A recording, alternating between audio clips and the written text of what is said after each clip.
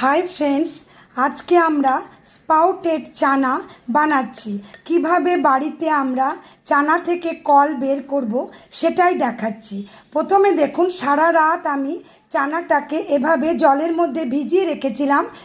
চানাটা আমার পুরো ভিজে গেছে, নরম হয়ে গেছে। এবারে আমি এরকম একটা সাদা কাপড়ের ভেতরে ভরে দিয়ে সারা রাত রেখেছি। ধরুন 12 ঘন্টার ওপরে আমার ছিল। গরমকালে কিন্তু খুব তাড়াতাড়ি স্পাউটগুলো বেরিয়ে যাবে।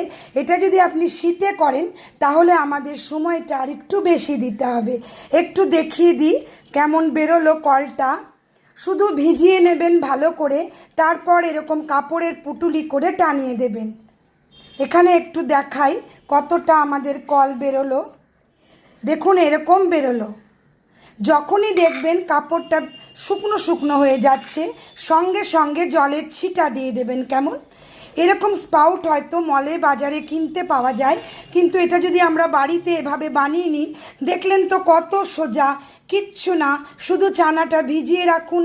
ভিজে গেলে এরকম একটা কাপড়ের ভেতরে এরকমভাবে টাঙিয়ে দিন, আর কিচ্ছু না।